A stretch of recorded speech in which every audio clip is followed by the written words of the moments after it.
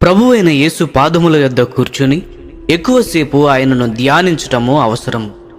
Martha ప్రభువును సంతోషముగా తన ఇంటిలోకి ఆహ్వానించింది. ఈ మార్త ఈనాటి విశ్వాసులను సూచిస్తుంది.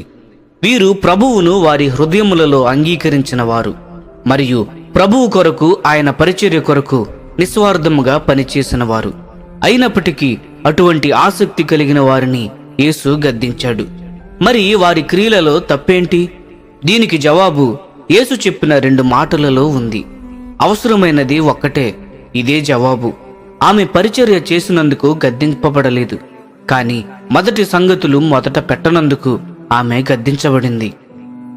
మరియా ఉత్తమమైన దానిని ఎంచుకుంది, అది ఆమె నుండి తీసివేయబడదు అని ప్రభువు చెప్పాడు. ఇక్కడ యేసు ప్రభువు చెప్పిన ఉత్తమమైనది అంటే ఏమిటి? ఆమె యేసు పాదముల దగ్గర కూర్చుని ఆయన మాటలను వినింది. అంతే. యేసు ప్రభు చెప్పిన ఉత్తమమైనది అంటే ఇదే.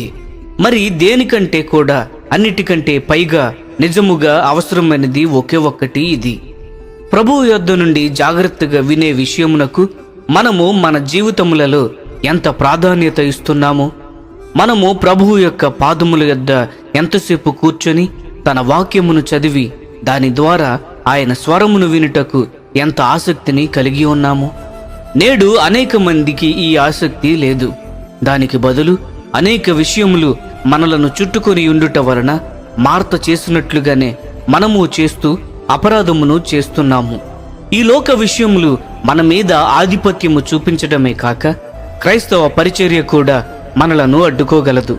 కూడికలకు హాజరవడము, ఇలా అనేకమైనవి తీరికలేని మన ఆత్మ సంబంధమైన పరిచర్య మధ్యలో మార్తను ఆయన గద్దించినట్లుగానే మనలను కూడా గద్దిస్తున్నట్లు ఆయన స్వరాన్ని మనము వింటాము. మరియా ఉత్తమమైన దానిని తెలుసుకుంది. అవును, ఈనాడు మన చుట్టూ కూడా అనేకమైన ఈ లోక సంగతులు ఉంటుండగా సజీవమైన దేవుని వాక్యమే వీటన్నిటికీ ఉత్తమమైనది.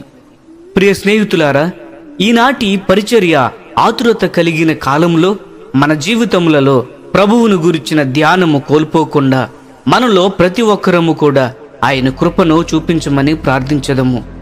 ఈ సందేశములు మీకు ఆశీర్వాదకరముగా ఉన్నట్లయితే లైక్ చేయండి, సబ్స్క్రైబ్ చేయండి, అనేకులకు షేర్ చేయండి. మీ విలువైన అభిప్రాయములను కామెంట్ రూపంలో మాతో పంచుకొనండి.